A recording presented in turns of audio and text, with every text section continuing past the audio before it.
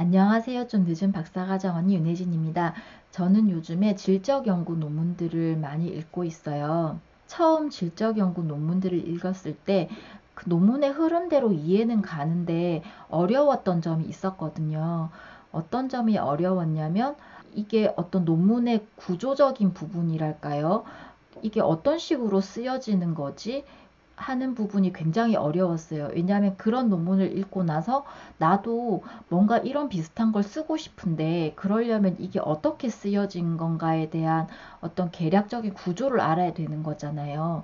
그런데 처음 제가 질적 연구 논문들을 읽을 때는 그런 것들을 파악하기가 힘들어서 되게 좀 난감하고 그게 제게 가장 어려웠던 부분이었어요. 그런데 요즘에는 좀 그런 부분에 관련해서 뭘 확인해야 되는가를 조금 알게 된 것 같아서 그 부분에 대해서 오늘 말씀을 준비를 했어요. 제가 질적 연구 논문을 읽을 때 확인하는 거는 크게 두 가지가 있어요. 하나는 문제 제기하는 파트고요. 또 다른 거는 그래서 그 문제에 관해서 무엇을 기준으로 분석을 하느냐, 요 두 가지를 이제 확실하게 확인을 하는 편인데요. 일단 첫 번째 같은 경우에는 질적 연구를 한번 읽어보시면 저자가 그 문제 제기를 하기까지 굉장히 이렇게 자세하게 설명을 해요. 이런 이유로 뭐 이런 것들을 따라서 이런 것을 기준으로 이런 것이 필요하기 때문에 이런 걸 근거로 뭐 이런 문제를 제기한다. 이런 식으로 그 부분이 굉장히 상세하고 논리적으로 이제 기술하기 위해서 노력하는 걸 아마 보실 수 있을 거예요. 제가 질적 연구들을 계속 읽다 보니까 그 문제 제기까지의 과정이 얼마나 타당하고 논리적인가가 굉장히 중요한 요소 중에 하나인 것 같더라고요. 그래서 여러분께서도 질적 연구 논문을 보실 때에는 그 문제 제기까지의 과정이 어떻게 이루어져 있는가를 한번 꼼꼼히 보시면 좋을 것 같아요.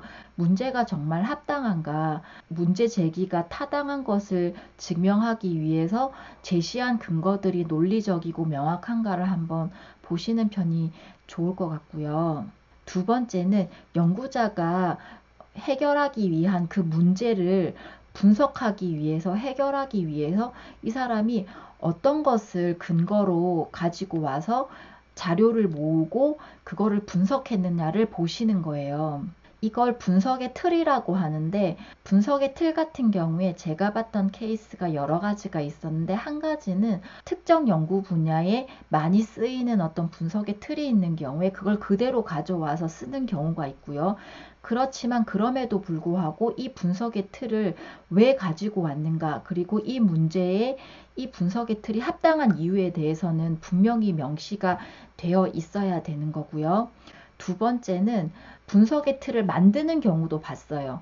그럴 때는 이 분석의 틀을 만드는 경우 자체가 하나의 챕터가 돼서 뭐 이런 근거로 이렇게 분석의 틀을 만들었다. 이렇게 구체적으로 논리적으로 제시를 해야 그 이후에 그 틀을 가지고 분석되는 결과 자체가 이제 타당성을 얻는 거죠. 세 번째는 연구자가 제시한 어떤 문제에 대해서 그것을 어떤 관점에서 봐야 하는가를 이제 그걸 분석의 틀로 가져오는 경우가 있어요. 예를 들어서 뭐 영양이라는 것에 대해서 뭔가 이렇게 질적 연구를 하려고 하는데 그 영양을 뭐 역사적으로 봤을 때 이 영향이라는 게 뭐 A라는 관점에서 보기도 하고 B라는 관점에서 보기도 했다.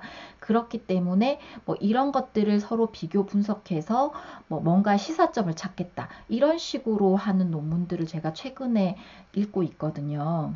그랬을 때 연구자가 분석하고자 하는 이 문제에 대해서 분석할 수 있는 근거들을 뭐 역사적인 배경이라든지 아니면은 여러 사람들이 말했던 여러 가지 관점이라든지 이런 것들을 이렇게 가지고 와서 그거를 좀 잘 정리를 해서 이제 분석의 틀로 이용을 하는 거죠. 이럴 때도 이 부분에 대한 논리적인 설명이 굉장히 중요해요. 제가 말씀드렸던 다른 사람의 틀을 가져오든 아니면 본인이 직접 틀을 만들든 아니면 다른 곳에 어떤 분석의 배경들을 가져오든 간에 어떤 분석의 틀을 사용하든 연구자가 해결하고자 하는 문제에 대해서 그걸 어떻게 해결할 것인가, 무엇을 도구로 해결할 것인가에 대한 그 도구를 선정하는 데에는 이제 여러 가지 어떤 논리적인 설명 과정이 꼭 필요하거든요. 그래서 여러분께서 질적 연구 논문을 보실 때에는 그런 도구를 선정하는 그런 절차에 관해서도 좀 세심하게 보실 필요가 있다라고 생각을 합니다. 그래서 질적 연구에서는 아까 처음 말씀드렸던 문제 제기의 타당성과 그리고 그 문제를 해결하기 위한 도구의 타당성이 가장 중요하고요.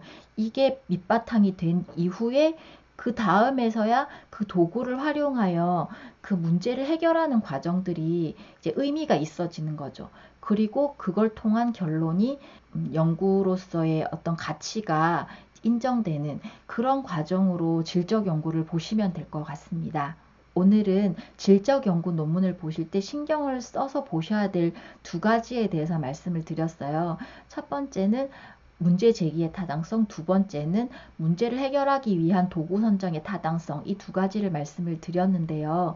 질적 연구 관련된 책을 저도 좀 보기는 했는데 요즘에 제가 질적 연구들을 이렇게 보다 보면 그 책에 나와 있는 방법 말고도 다른 방법들도 이렇게 많이 보이더라고요.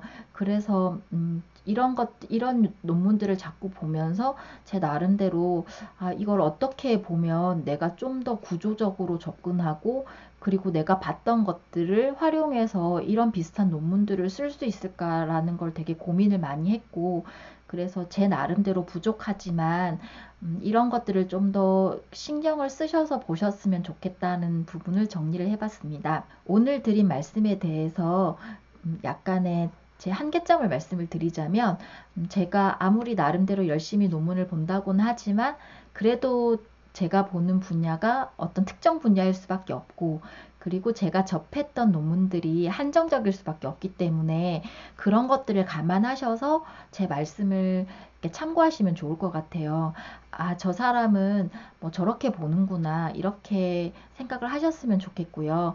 제 한정된 경험 속에서 터득했던 것, 그리고 제가 생각하기에 요런 부분은 좀 생각하시면 도움이 되겠다라고 해서 정리를 해서 말씀을 드린 거니까 그 부분은 참고하셨으면 좋겠습니다. 오늘도 일하시면서 공부하시느라 굉장히 수고 많으셨고요. 제 말씀이 조금이라도 도움이 되었으면 좋겠습니다. 제 말씀이 조금이라도 도움이 되었다면 좋아요와 구독 버튼 부탁드리고요. 오늘도 제 말씀 들어주셔서 고맙습니다.